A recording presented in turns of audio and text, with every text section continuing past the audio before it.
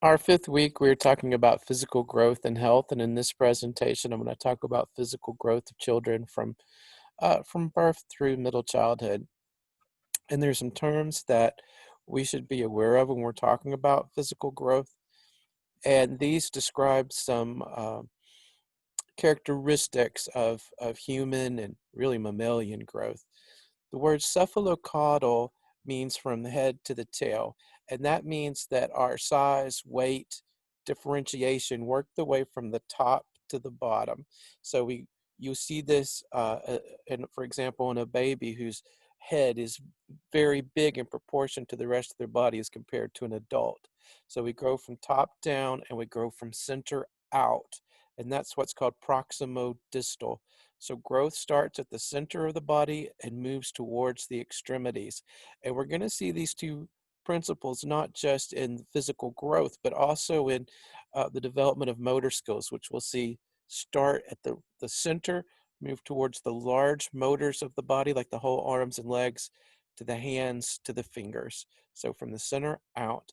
And finally, canalization means that if if if the course of development is delayed or impacted, for example, a child is malnourished, their body will attempt to restart back to that normal course of development when that challenge is removed.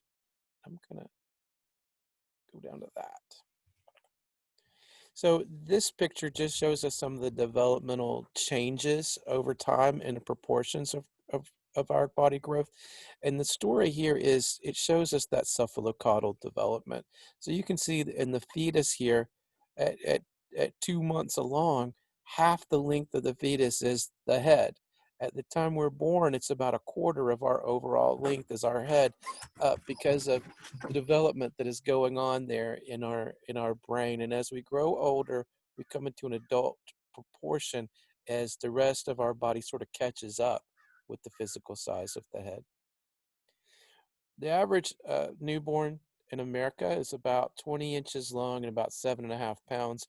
Now that's an average, so there's a weight extremes below and above that. Uh, some rules of thumb, and these are just kind of general sort of rules of thumb. One is that we would like to see the birth weight doubled by age 4 months and tripled at the end of the year. So if for that average 7.5 pounder at 4 months, we'd like to see 15 pounds, about 23 pounds or so at the end of the first year. If the baby was 10 pounds at birth, we'd like to see 20 pounds at 4 months. If they were 4 pounds at birth, we'd like to see 8 pounds. And so you can see over time that differences in birth weight become sort of exaggerated, but by the time we reach preschool, those will those kinds of differences will dissipate because the growth rate slows down so much. During the first months after birth, uh, babies put on a considerable amount of fat. You've probably heard of baby fat. This helps this warm-blooded baby to maintain their body temperature. When before they're born, they don't have to maintain their own body temperature because the mother's body is regulating their temperature. But after birth, they're going to have to regulate their temperature on their own, and that fat that they gain in those first few days, weeks, and months helps to do that. We see a growth rate of about an inch per month on average. Another rule of thumb is we'd like to see the length be about 1.5 times the birth length at the first year. So that average 20-inch baby at birth, we'd like to see about 30 inches at the first year. So this is a really rapid growth in that first year. And after our toddler years, that growth rate is going to slow down, or these gains take place in sort of little micro bursts. So if we looked across the whole first year or two, what we would look like a progression of growth in a line, but really, if we fine tuned in, we would see little micro bursts of height and weight gains. This is a growth chart that shows the average growth in height or length in inches from birth to 2 years old. The redder color is the boys, the bluer is girls, and you can see they are very, very close. If I told you that a baby Ah, if I told you that a baby was 18 months and 20 weighed 25 pounds, you would have about a 50-50 chance of guessing it was a boy or girl. It wouldn't really help you with that guess. And we were looking at height. This is the same chart for weight, and you can see boys and girls are on the average are very close for those first 2 years. Now remember that for both boys and girls, there are children above and below those average weights. At two, uh, we will see that growth rate start to slow down. And it's kind of another little truism, a little rule of thumb. At 2 years old, that second birthday, a child is about half their adult height. So they're about half of their growth takes place in those first 2 years of age. And for the next, 16 or more years, we're going to grow that other half. So the we'll never again match the speed or rate at which we're growing that first 2 years. Average weight ranges at 2 anywhere from 26 to 32 pounds. We can uh, look at the bones and the teeth as an important part of physical growth. Our bones, especially our long bones, have these areas called epiphysis, and they're blue, if you can see that on your presentation. And they're not blue in real life, they're blue in this picture. These are the growth centers for the long bones. This is where the growth is going on. And the size of the epiphysis helps us to estimate the future growth for this child, but also to calculate their skeletal age. On average, the bones and organs of boys mature more slowly than girls. Of white infants, they mature more slowly than African American infants. When we're born, all of our primary teeth are present in our jawbone, but they haven't come through our gums yet, and they will erupt. You've heard of babies teething. They will come through the gum to become usable primary teeth over the first few months there. Uh, the rate at which those teeth will emerge corresponds with the rate of overall bone development. I need to tell you about this too. Shaken baby syndrome is an important thing when we're thinking about the growth of an infant's skeleton and bones. Uh, Remember that that baby has a very big head in proportion to the rest of their body, at least compared to adult proportions. Their neck cannot support the weight of that big head for a newborn. They're not going to be able to lift their head for a few months. And shaken baby syndrome can happen in a couple of ways. One way it happens is that someone engages with one of these very young infants and plays with them in a way that might be more consistent with how we should play with a toddler or a preschooler. That may swing them around in ways that their bodies aren't prepared for yet. Another way this can happen, it's associated with stress and a lack of resources. You can imagine maybe a young single parent who doesn't have a lot of people that they can turn to for support, have a lot of stress going on, and they find themselves in a situation with a baby who's crying and they can't console them, and they're looking at the baby and they shake them because they're sort of exacerbated, and as they shake that baby, the baby's head is moving without that support of the neck, and the baby's brain is hitting against the skull, and that's causing concussions, and it can cause brain swelling, hemorrhaging. In the worst cases, it can cause death. So it's important that we understand the limitations there of the baby's neck and skeletal system, and that we're able to communicate that to parents, that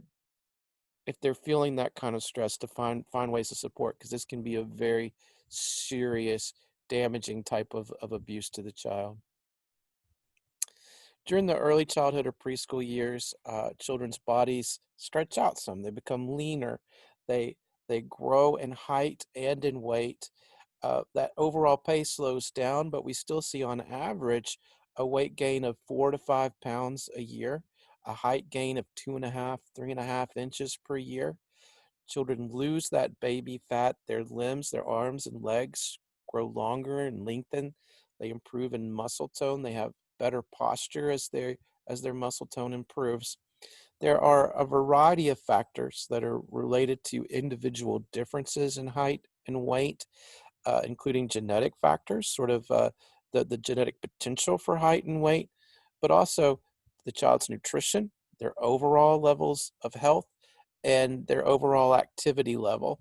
Another thing that can impact growth is human uh, human growth hormone, and a deficiency of human growth hormone can result in reduced growth. Now, these are CDC growth charts for girls and for boys during the preschool years from ages 2 to 6.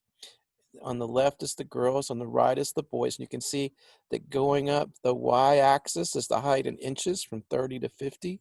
Across is age from 2 to 6. And you'll notice that there are several different lines here. There's this line at the top, which says 97th, this line at the bottom, which says third, and these are percentiles. So let's start with that line right in the center. It's kind of pink or red. It's the 50th percentile. So if we went across to age 3, the 50th percentile is a little bit below 38 inches for girls. For boys at age 3, it's very near. It's a little bit under 38 inches. That means that at that age, for girls, for example, about half fall below this line of about 36 inches or so, about half above that line of 36 inches or so.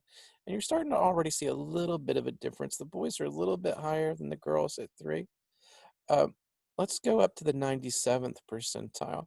There, at age 3, just for example, about the 97th percentile is about 40 inches for girls. So about 3% of girls in America are taller than 40 inches at their third birthday. About 97% would fall below 40 inches.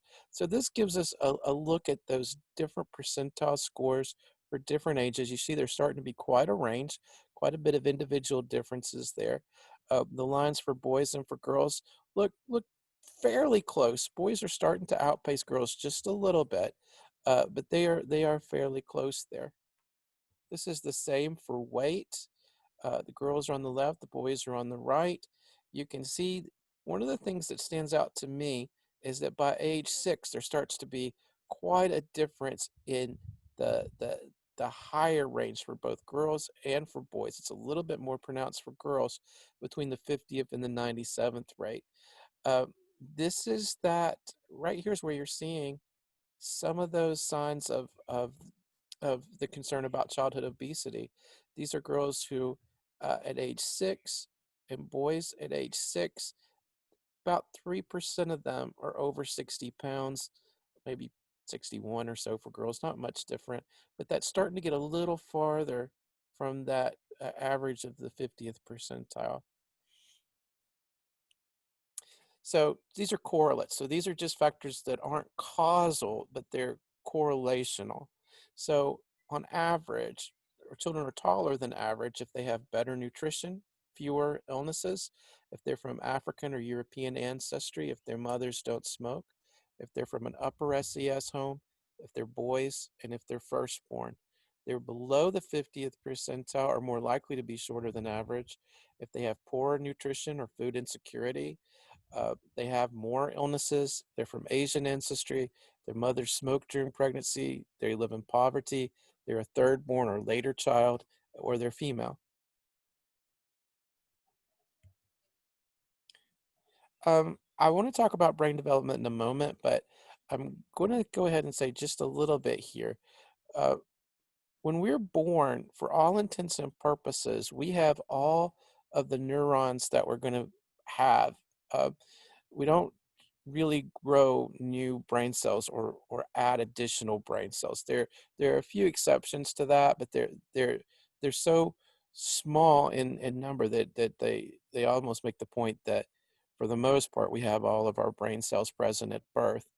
And at birth, dendrites and axons, which we'll talk about when we talk about brain development, are beginning to connect and send signals between those neurons. All right, finally, as we move into the elementary school years, children are going to grow an average of 2 to 3 inches a year until about age 11. They gain on average about 5 to 7 pounds a year. Their strength doubles during middle childhood. There are also proportional changes.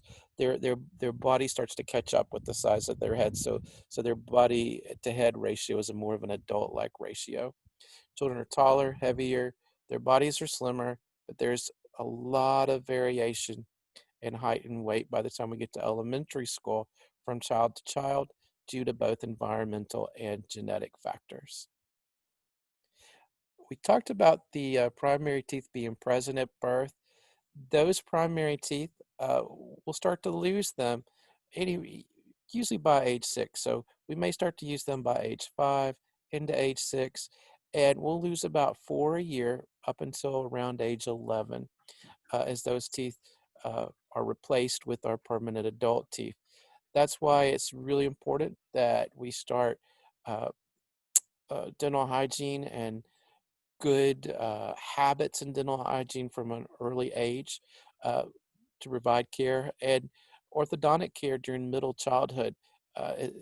We may see that it's time for a child to wear braces to help with the alignment of the teeth. So that's uh, that's orthodontic care during middle childhood can be helpful in terms of long-term development. And I'm going to stop us there.